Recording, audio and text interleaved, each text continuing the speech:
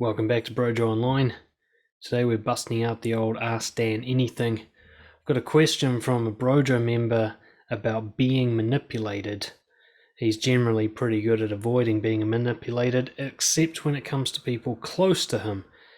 And so he's asked me about how to deal with the weaknesses and the glitches in our own functioning, our own brains that allow us to be manipulated.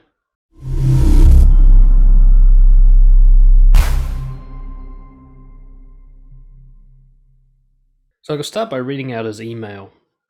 And this is part of a conversation. This is an ongoing conversation back and forth that we're having. And I'd just given him some advice on how to deal with being manipulated by sort of outside figures like the media and such, how to know who's full of shit and who's not. And so it's carrying on from that to give you some context. Here's what he says. If people are going to make statements and give their opinions, then they have to back them up with facts and evidence. I'm all for that as well, and I try to stick to this approach as much as possible.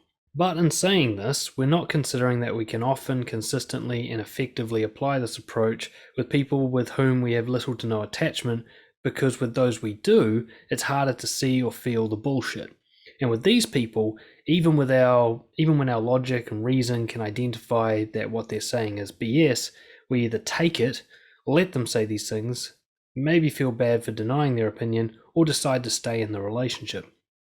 What I'm saying is that for me, what has gotten in the way of seeing things for what they really were was the connection I had to the influencer, the emotional state I was in, or the one they led me into, and the previous lack, fear, trauma I had around the topic or area I was influenced on. Could you explore in one of your rant videos what are human beings' brains glitches or malfunctions? So that's what I'm going to do today, off the top of my head. Before I even go to this, I recommend the book Thinking Fast and Slow by Daniel Kahneman, which in general talks about cognitive biases, the glitches and malfunctions of the brain when it comes to processing information accurately.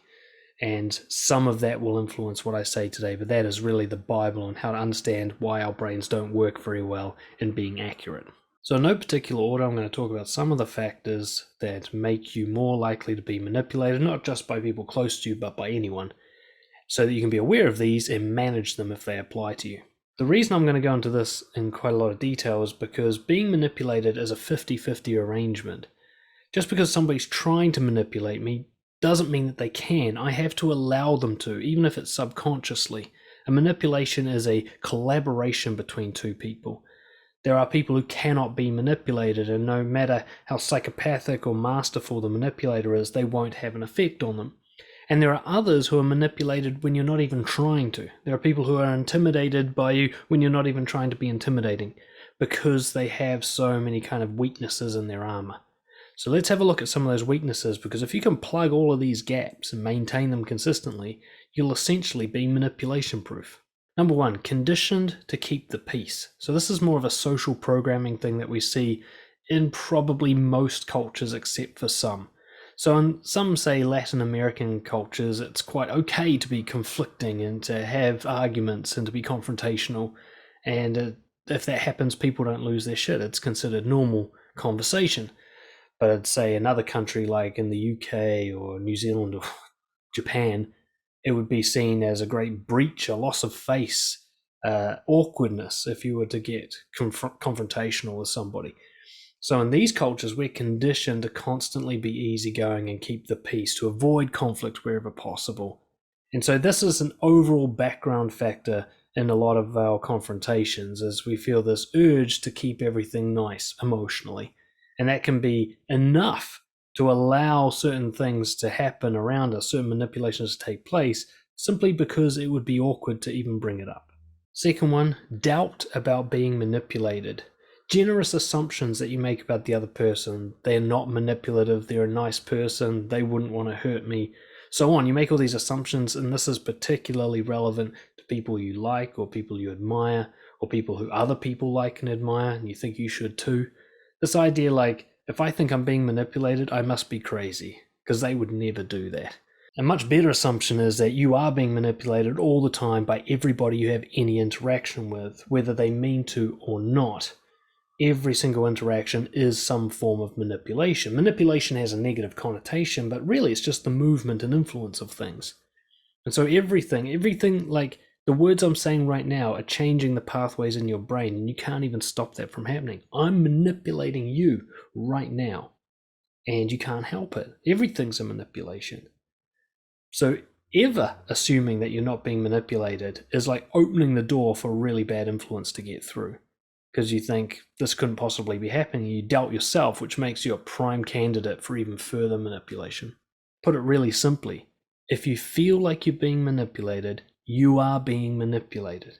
It's that simple. Which brings us to the next point, thinking that somehow it doesn't count as manipulation if the other person doesn't mean to do it. That the person has to have a conscious intent to manipulate you, otherwise it doesn't count. That's not true at all. You can be in a toxic, narcissistic, highly manipulative, abusive relationship without the other person trying to be that way. They might simply know no other way to communicate. This might be the only thing they know how to do, or they might be driven by insecurities and rage that they can't even see or touch, and they're kind of being carried away by their own psyche. A lot of the time you're being manipulated by someone who doesn't really intend to do it. They don't have a really conscious goal about what they're trying to get you to do. This is just how they act. There's certain people in my life, for example, who always guilt trip. Just always. Every time you talk to them, there's a guilt trip. But they're not bad people. They don't mean to make you feel bad. And if you ever call them out on it, they feel guilty. They're not trying to do this. They've simply been raised to communicate their needs in this way. They don't know how to communicate their needs in a healthy, direct way. So it doesn't actually matter. Why someone's manipulating you, whether or not they're aware of it, doesn't matter. It's like committing a murder. Whether you planned to kill the guy or was impulsive, whether you hoped he would die or you didn't mean to kill him, doesn't matter. He's dead. It's done. If you're being manipulated, you're being manipulated. It really doesn't matter if it's intended or not. In a way, it's always intentional and always subconscious. Even somebody who's consciously thinking, I'm going to manipulate you, they don't know why they're like that. They didn't plan to be like that. In a way, they're as a victim to this as you are, except of course you're going to get hurt more. So forget trying to figure out whether or not they mean to do it. If it's happening, it's happening. That's all that matters. Treat it much more like violence. Your need to be liked. That's a more general one again, but basically this innate people-pleasing desire you have to be liked and likable, which is represented in your opinion by positive emotions, somebody's happy, calm, agreeable, so on, in your presence. You're going to feel that like just a constant push. Whenever you feel that things are getting away from that, you're going to be looking for a way to come back to it. And this is usually the easiest way to manipulate someone. Make them uncomfortable so that their behavior drives them back towards comfort. And if that behavior is what you want them to do, then you've manipulated them. So, for example, people used to manipulate me when I was a probation officer. I'd be making a scene about how they had breached the conditions of their sentence, and now I had to take them to court and punish them. And they would make a big scene, make this really uncomfortable until I said, you know what, I'll let you off with a warning. All I'm trying to do is just get away from all this discomfort. What they're trying to do is to get me to withdraw the criminal charges. And so they just make me uncomfortable, and as soon as I withdraw the charges, they make me comfortable again. And so they reward me for being comfortable, punish me with discomfort. Your need to be liked is essentially your need to be emotionally comfortable in front of another person, and so they can use this against you. Carrying on from that, emotional shame, especially around emotions like anger, awkwardness, or anything in the disagreement, dislike kind of range. A lot of us have shame around this. We have shame around being confused. We have shame about other people being offended and disgusted. We think it's wrong for people to have these emotions, even though they're completely natural and normal, and there's nothing you need to do about them, you know. What's that comedian, Steve something? I'll try and link his video below. He does that great piece on being offended. And as he says, like, you can just be offended. Nothing happens. There's nothing that needs to be fixed. You don't wake up sick the next day. It doesn't kill you to be offended. But whether it's anger or awkwardness or offense or whatever, we often feel that something wrong is happening, something needs to be fixed. Our shame around those emotions leads us to try and correct the emotional state that everyone's in, to bring it back to happiness. And that's usually by doing something that pleases the other person. In other words, doing what they want, which is why they created this discomfort in the first place. If you can get okay with all emotional states, just letting them sit, or let people be angry, or let them be embarrassed, let them be disgusted. Let yourself be confused. If you can just let that happen, it's almost impossible to manipulate you. Having an interest in being accurate. This is the plight of scientists around the world. When somebody's very rational, they don't want to jump to a big conclusion and cling desperately and consistently to a single idea without any doubt. A really rational, accurate person always has a little bit of doubt. I could be wrong. And this often comes into competition with people that are being affected by what's known as the Dunning-Kruger effect, where they feel very confident even though they're very wrong. And so what you'll often get is a scientific type person who's actually the most accurate is sounding the most doubtful. They're like, this maybe suggests that this possibly shows, blah, blah. They use that kind of language that says, like, I could be wrong. Whereas an idiot who's very confident won't use any of that language. They'll say, this is definitely this because of this, and I'm right. And when those two people come together, it's very easy for the more scientific person to feel doubtful because they assume everyone thinks like them. So if someone's talking with that much certainty, they must be right. Because if they ever talked with that much certainty, it would only be if they were 100% correct.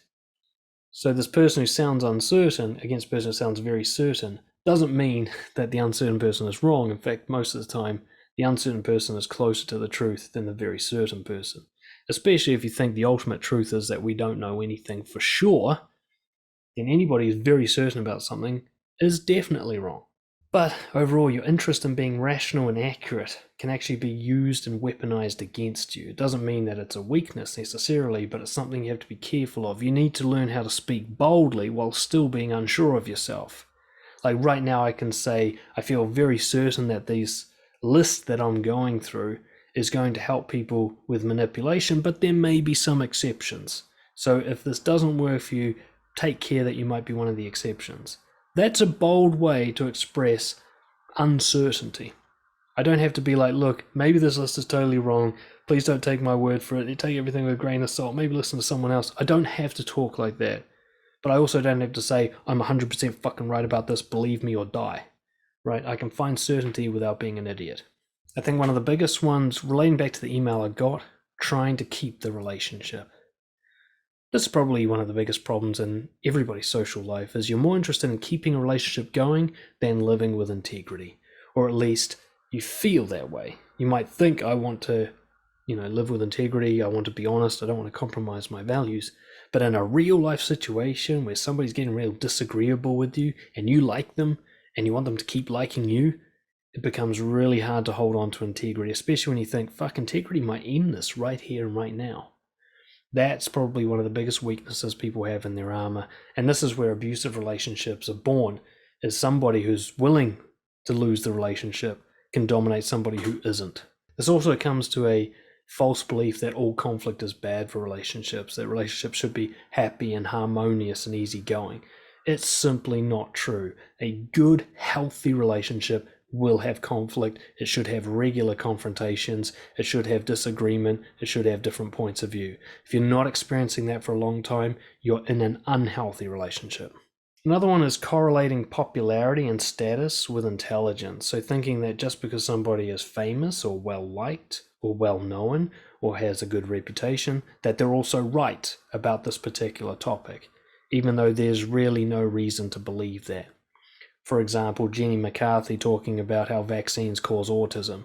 Just because she's famous and pretty doesn't mean she knows anything about vaccines or autism or anything medical. In fact, she probably doesn't know much about much, right? Except for maybe acting, and even that's a bit. So just because somebody is somebody you look up to doesn't actually mean they're right.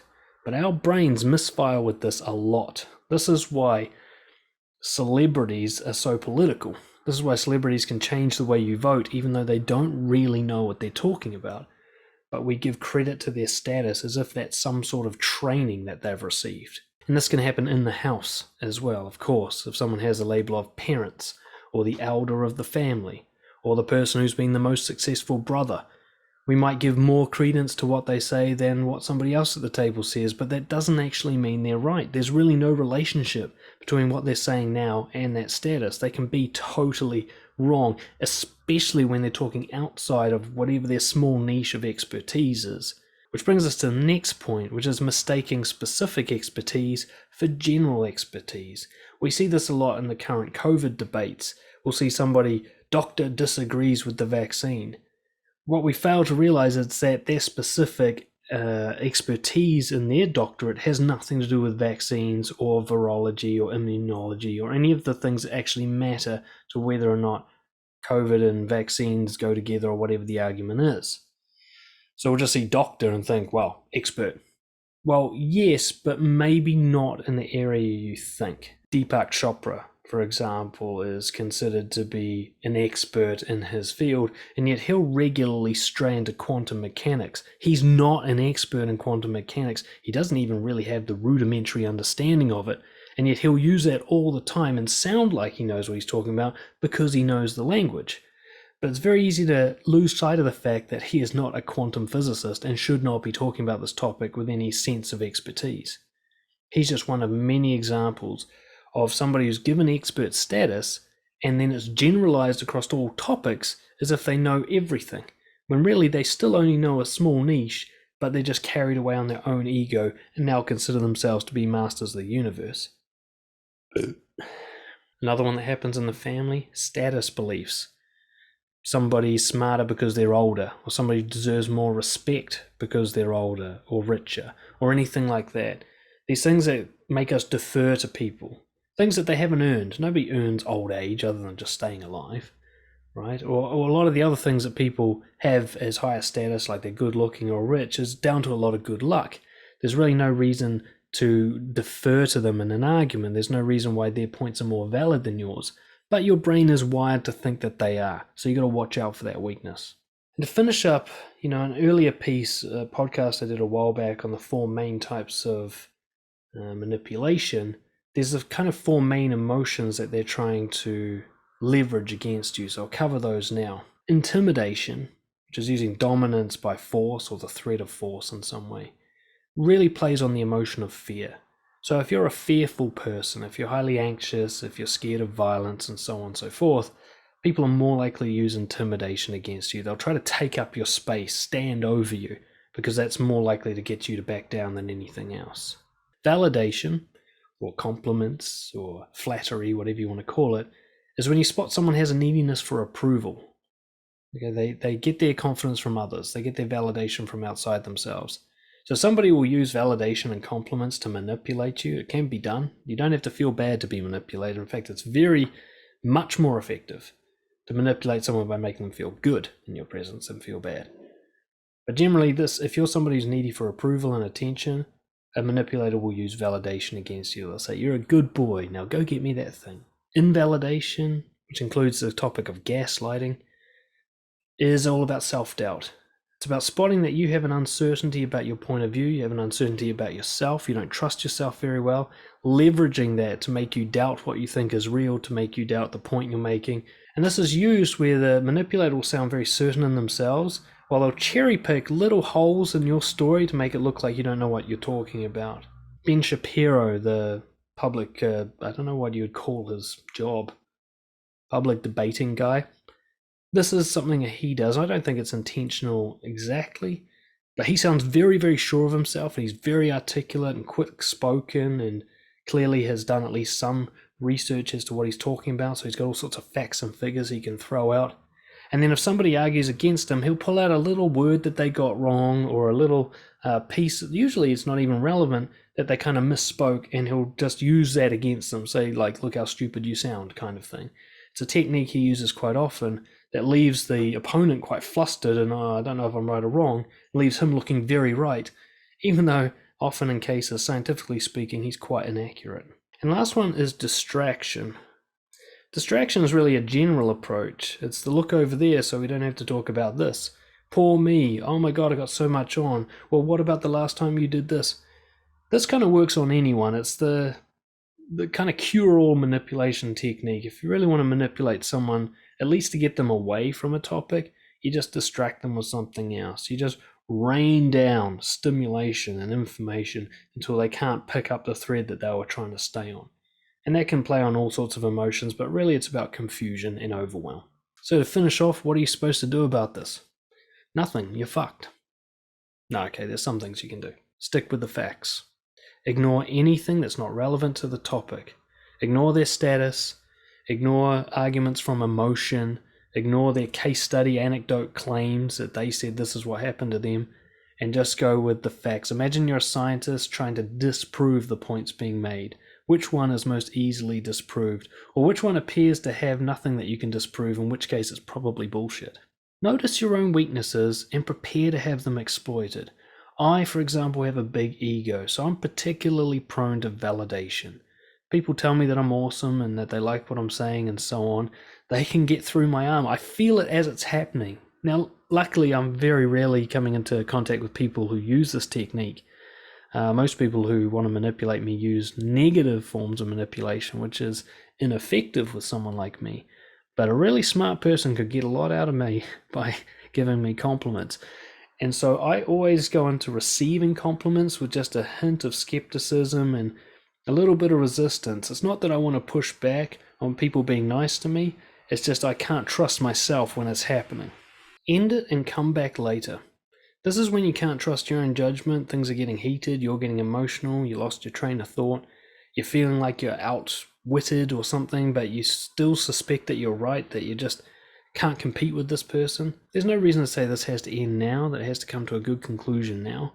You can walk away and come back later. Even if you can't come back to this person, it's better to end a conversation where you're being manipulated than to try and win. Because usually when you're being consciously manipulated by someone, they're probably better at it than you are. And it's going to end with, even if they're wrong and you're right, it's going to end with you doubting yourself. And there's no reason to continue a conversation when you're being deliberately and maliciously manipulated. When that's happening, just call it out and walk away. Verify with other trustworthy sources. I gave the example of Ben Shapiro earlier on. One of the little tricks he does is he throws out citations. He's quite good at remembering studies and details, and he throws them out. And it's like hearing somebody read a scientific journal. He says, this is proven by this study by Harvard, and you're sitting there going like, whoa, this guy sounds like he knows what he's talking about. The trouble is, when he's doing this, nobody's in Google checking the study he's talking about. Is it a valid study? Turns out, a lot of the time it's not. He's talking about a survey that a newspaper did. That's not a scientifically valid study. Or he's talking about a study where the sample size was like 20 people. Not a valid study. So quite often he uses cherry-picked pieces of evidence that aren't actually very strong in an argument, but he's so quick with these and nobody's checking anything that he gets away with it. So when somebody's throwing evidence at you, stop and go check what the fuck's being talked about. Either check it with sort of scientific journals if it's that kind of topic, or check with people you trust aren't going to manipulate you. If, for example, somebody's telling you stuff about yourself, like they're giving you feedback that makes you feel bad about yourself, go check with people who you know will be honest with you if that's also their view. And you'll get a sense of whether someone's trying to invalidate you or they're giving you genuine feedback. And last but not least, possibly the most powerful practical technique. Ask yourself, if I was willing to lose, whatever that means for you in this situation, lose the relationship, lose face, lose emotional comfort, whatever it is, if I was willing to lose, what would I say? And then say that, whatever that is. And it's one of the easiest ways to stay on track with your truth and to stop yourself being manipulated, because manipulation usually requires you to move away from losing. If you move towards it, whatever happens, the manipulation won't be very effective. I really hope that helps. Check out my course on powerful honesty on Udemy if you want to develop an even more powerful way of speaking to avoid manipulation and speak your truth and express yourself shamelessly. Thank you so much for watching. Catch you next time.